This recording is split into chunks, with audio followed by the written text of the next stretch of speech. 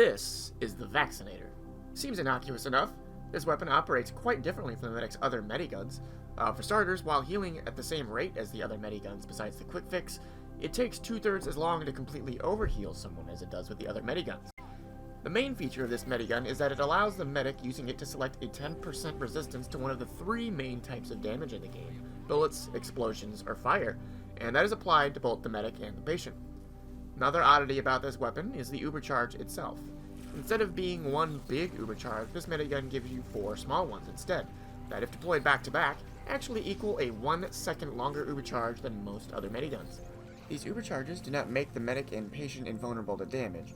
However, it does offer a 75% resistance to the currently selected damage type, and you can have 2 resistances active at once during the ubercharge.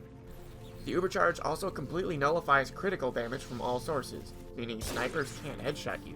You can, however, still be backstabbed, as even if the critical damage is nullified, a backstab still does an amount of damage equal to 200% of the target's health before the critical damage is applied, so it's still gonna kill them. You will experience 2 types of Vaccinator medics in pubs. The first one is pretty obviously the clueless free-to-play who found it in a drop and is using it because it must be better than the stock medigun, right? Wrong! This guy should be a pretty easy kill, as they're really not going to know how the Vaccinator works, and they're probably going to be stuck on the bullet resistance forever since they don't know how to change it, despite the instructions for doing so being right in front of their fucking face, so any explosives or fire will do normal damage and should cook the medic fairly easily like usual. The second kind of Vaccinator medic is someone who actually knows how it works, remembers the sequence of resistances, or actually has bound keys to change to a resistance on a whim, which you can do by the way. And overall, they and their soldier boyfriend or Natasha Heavy Pocket are a fucking nightmare. It's this second pairing we're going to be talking about today, because as I've said before, weapons need to be balanced with respect to what someone in the high end of the skill curve is capable of doing with it. Vaccinator medics who know what they're doing and have a dedicated pocket can absolutely trounce lobbies. Like, it's not even a joke, it's stupid.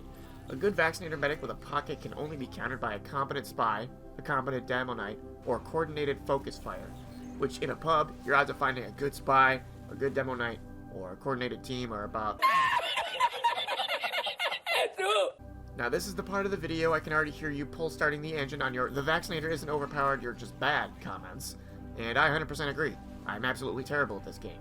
The Vaccinator isn't grossly overpowered either, but it is too powerful in the right hands. Fortunately, you don't have to uproot the design of the weapon in order to fix this problem. For the most part, everything in this blurb here is money. There are only 2 changes I would make. These. See this little bubble right here that gives the medic the same amount of damage resistance the patient is getting? Get it out of here. Think about it. Does any other medigun offer the medic any benefit when they're not ubered with it? Nope. Hell, the Kritzkrieg gives the medic no passive or active benefits at all. Then we've got the fucking Vaccinator. To understand what makes the Vaccinator so powerful in the hands of someone who knows how to use it, we've got to understand a concept called effective health. Effective health is different from actual health. Actual health is the number you see in the bottom left of your HUD. Effective health is the actual amount of damage it would take to reduce that actual health number to 0.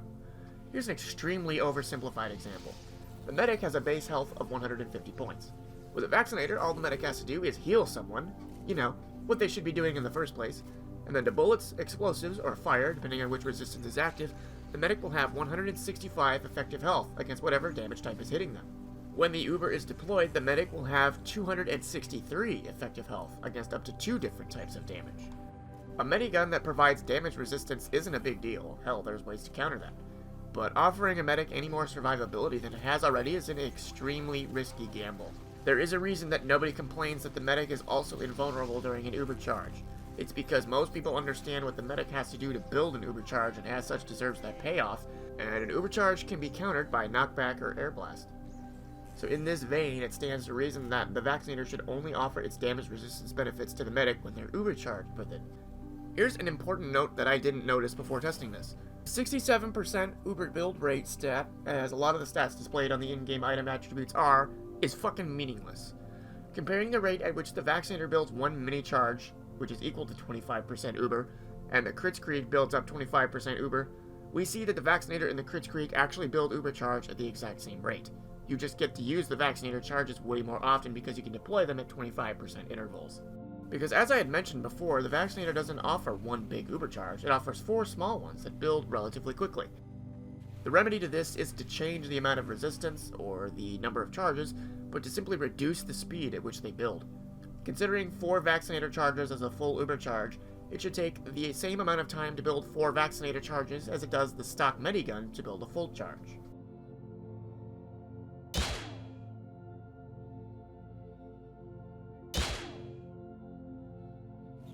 And that's really it. Do you think the Vaccinator is overpowered? Do you think it's fine as it is? Do you think it's underpowered? Please leave a comment with your thoughts. And with that note, I'll go ahead and say thank you so much for watching, and I'll see you later.